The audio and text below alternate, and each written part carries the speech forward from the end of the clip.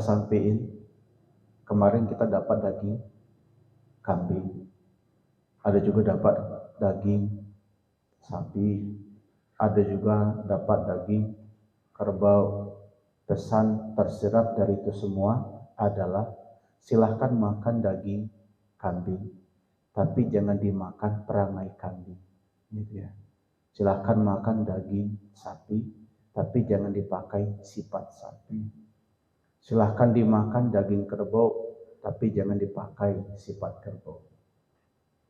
Apa contoh? Apa sifat kambing yang nggak boleh kita pakai? Satu, kambing itu Pak Bu, bau busuk, tidak galak mandi. Kambing itu busuk tapi tidak galak mandi. Nggak pernah sejarah mencatat ada kambing mandi. Jangankan mau mandi, gerimis, itu tangisnya sampai ke rumah Buyu Botal. Pada baru gerimis, nggak mau. Bau busuk tak mau mandi. Apa pesannya? Ada di antara saudara kita, keluarga kita, umur bertambah, usia makin senja, tapi makin jauh dari ibadah, makin jauh dari hidup bermasyarakat, makin jauh daripada masjid, pada umur makin senja. Selalu berbuat salah tapi nggak pernah berbuat baik. Nggak pernah berbuat baik. Selalu meresahkan di tengah-tengah masyarakat. Orang dia datang, orang cemeh. No, datang lagi dan cemeh. Kenapa jemuran hilang gitu? Kates hilang gitu. Jangan gitu ya. Kalau bisa ya kita pakai seperti lebah lah. Coba lihat lebah. Lebah datang kita senang, lebah pergi meninggalkan madu. Kalau pacak kita pindah itu orang sedih. Jangan kita pindah orang syukuran. Syukurlah nanti pindah Allah karim. Laka balang nasi. Umur kita makin tua tapi makin jauh dari masyarakat. Gak mau tahu dengan lingkungan. Gak mau tahu dengan ibadah. Gak mau hidup ke masjid. Jujur Pak, kadang-kadang kita ini maaf ya. Belum pantas kadang-kadang kita minta surganya Allah.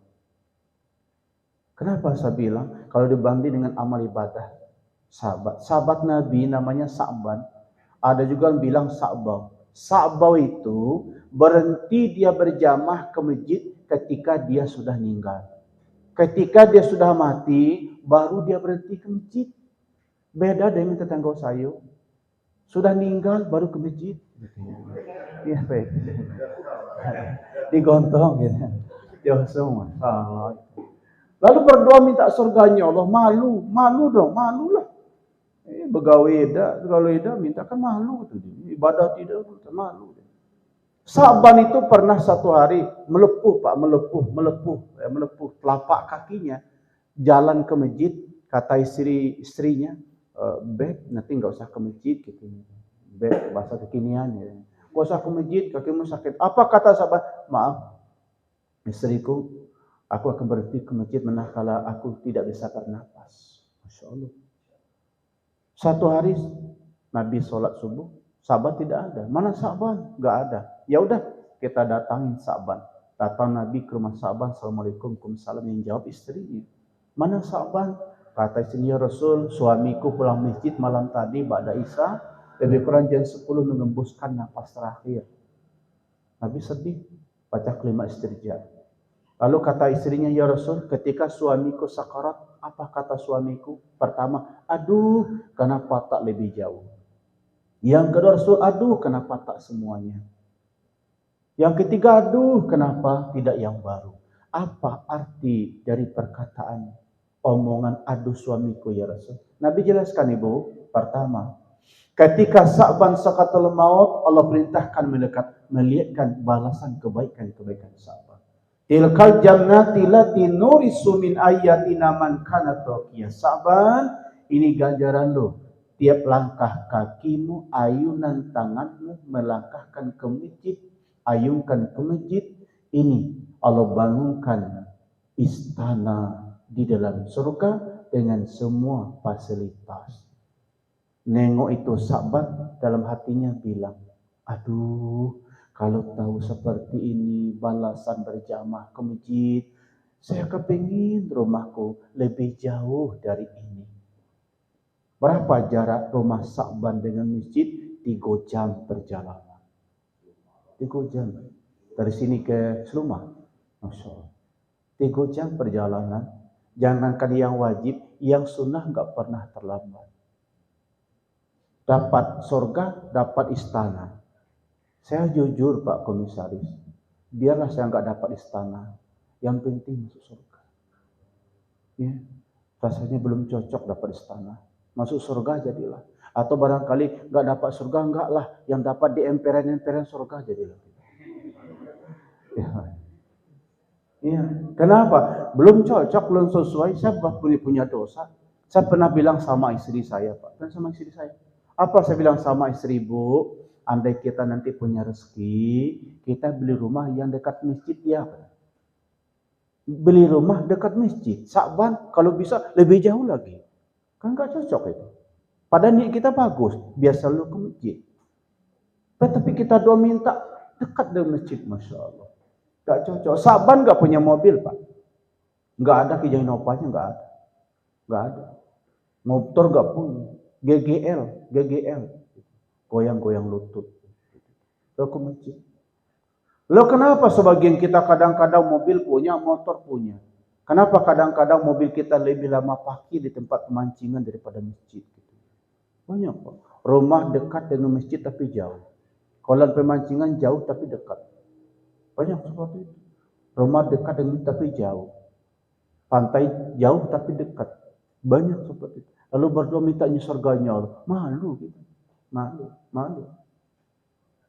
Maka lewat ini mari tadi sampaikan ibadah, karena memang yauma la yanfa'u malabanun illa man atallah biqalbin salim. Allah tak lihat apa-apa, Pak.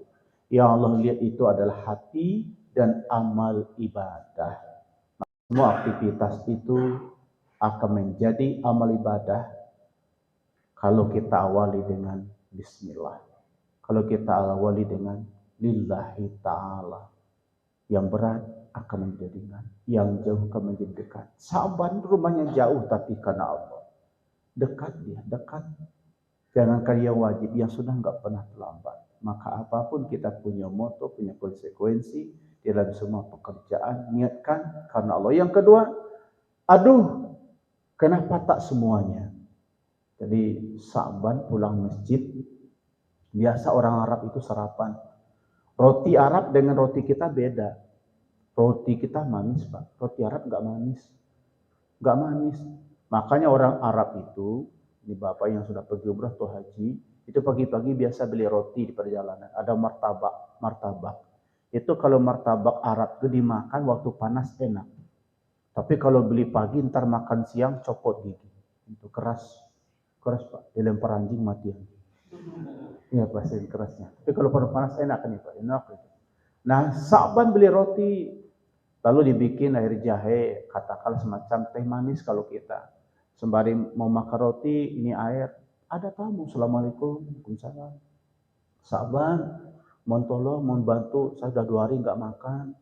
Bantu, ya, Sa'ban nggak sampai hati. Ayo Bapak duduk di sini, lalu roti dipotong 2, ini air separuh Bapak, separuh saya, kita sarapan bareng-bareng.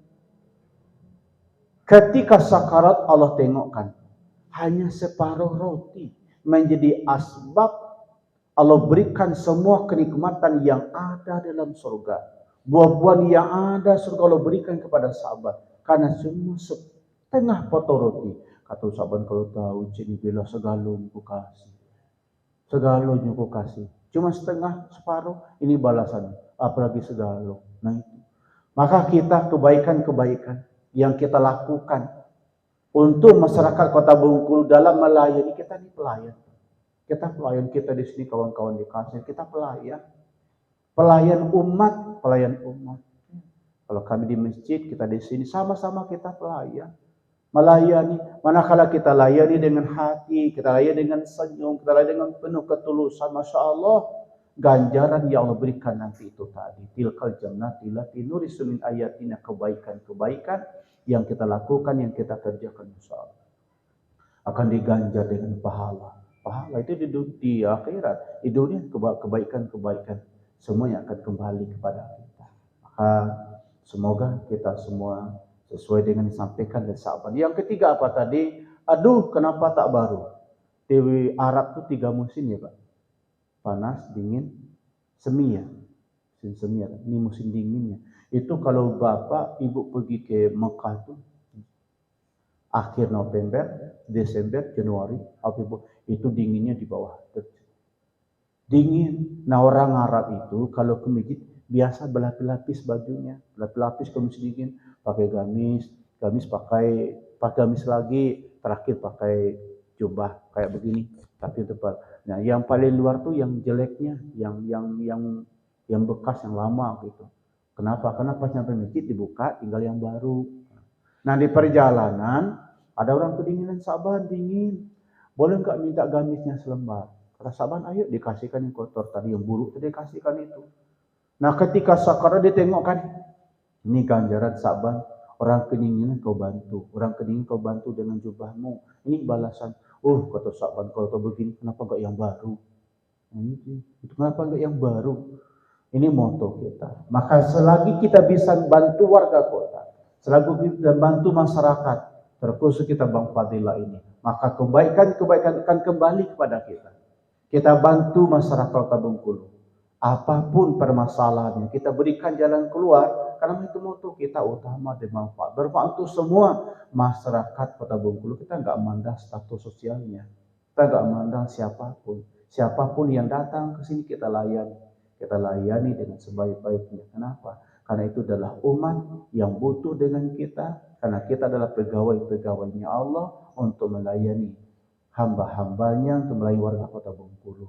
Semoga kita semua selalu sehat walafiat, sukses selalu untuk sahabat Fadilah. Ini barangkali yang dapat sampaikan sebagai pembukaan. Insyaallah bulan-bulan berikut kita tentukan materi untuk kajian-kajian kita. Boleh jadi kita nanti kita buka semacam diskusi atau dialog untuk bulan-bulan berikutnya.